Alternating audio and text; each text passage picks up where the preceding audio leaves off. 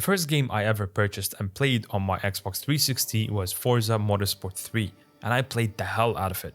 It delivered a deeply rewarding sense of driving from a controller, and it recalibrated my standards for what a feel-good racing game should be.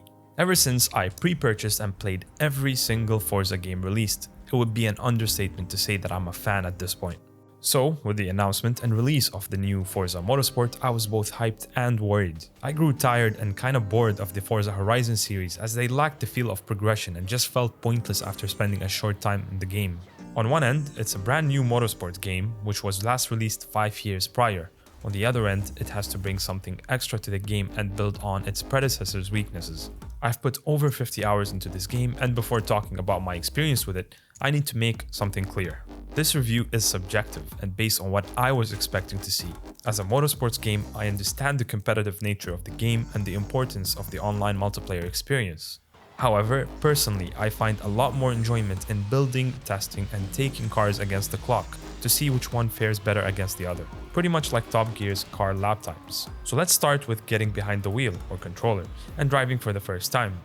It instantly feels like Forza. Everything I've come to love about the earlier games is both retained and elevated here. It does a great job at translating the weight and power of the car. Even the camera has subtle movements based on accelerating, braking, and turning to further aid in delivering the car's movement. Forza has truly mastered the car feel on a controller. It allows you to have fun and feel like you can push the car, break traction, and go sideways without spinning out and crashing all the time. I'm yet to play a car game that does this great on a controller. Yes, Forza is not the most realistic, but that's not to its detriment. Actually, it's to its benefit. If you wanted a proper sim racer, then get Assetto Corsa with a proper wheel, because nothing can come close or top that in my opinion. Forza to me is a game that I always come back to for a quick joyride, pushing cars to their extremes and burning rubber on a long sweeping corner.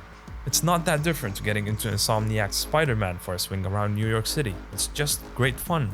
With a long introduction like that, I think I conveyed how much Forza games mean to me. Now let's delve deeper into it. I have issues with this game. Many issues actually. The first being car leveling and upgrading. Look, I get it. The game has always had progression issues. After a few hours, you have enough money to buy whatever car you want and kind of felt unpurposeful. Hence the new system implemented here. Cars are no longer upgraded with standard currency, they all have individual levels and car parts, which limit how much add-ons you can have on one car before needing to level it up. But it just doesn't work for me. The first car I purchased in the game was a Toyota Supra. Went in to slap 1,000 horsepower on it and a drift suspension kit, but nope, that's not a thing anymore. Alright then, let's level it up. Went into a race, did 5 laps and got about 5 levels. I realized that it would take me 2 hours of driving to get the parts I was looking for. And that's just for one car. I'm sorry, but that's just ridiculous. I tried to make this work, but it's just flawed and makes no sense to me. There must be a way better than that, and it feels to me like this was an easy way out for the developers, just to introduce this new mechanic that gives you more purpose into driving your car.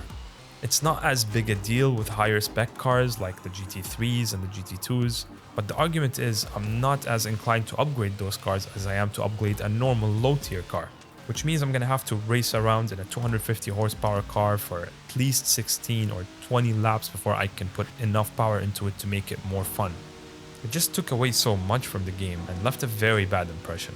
I'm not a fan at all.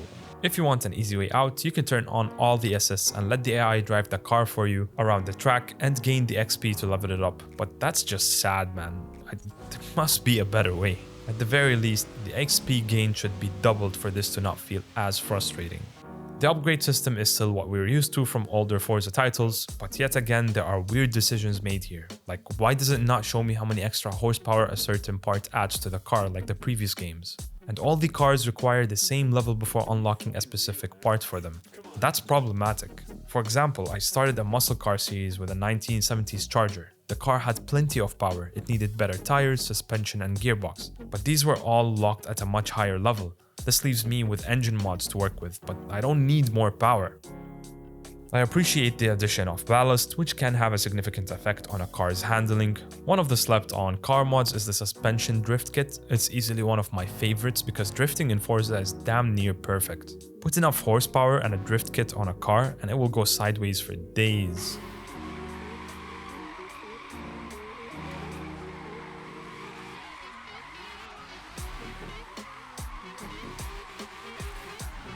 Unfortunately, I cannot do that to all the cars that I want to due to this stupid upgrading system.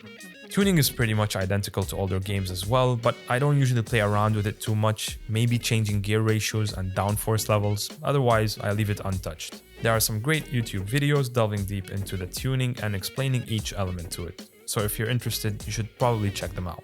The car selection is good, not impressive. There are many reused car models from older games and it does show. I appreciate that they kept and brought back some of the old school sports cars like the 2012 Challenger and the Carrera GT, but where's the Lamborghini Mercy? What's that about? The tracks available are on the same theme, good, not great.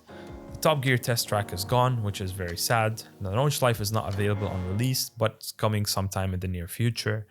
You also get to choose from a variety of daytimes and weather dynamics, which do affect the driving conditions. However, I feel like in the wet, cars still have too much traction. The look and feel of a nighttime heavy rain drive is incredible. It's easily one of my favorites. I played some online races and it's good to see a very good demeanor from other players. Crashing into someone or cutting the track can take a lot away from your lap times, punishing bad drivers.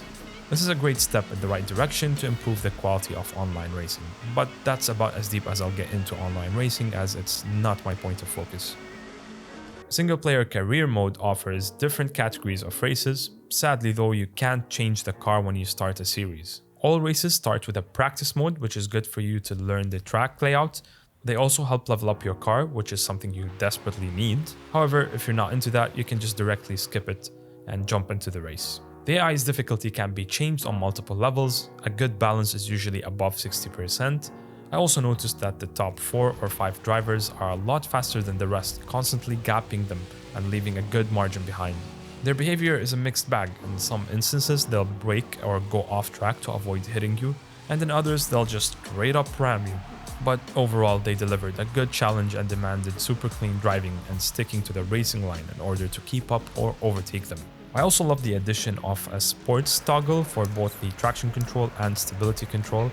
It's a good balance between off and on and gives you a bit more freedom for cars with higher horsepower. Now on to graphics and performance. The game looks good, but nothing groundbreaking. I'd argue that Forza Horizon 5 looks better. Ray tracing is included here, but the cost it has on performance is too great in my experience, without adding enough visual fidelity to make up for it.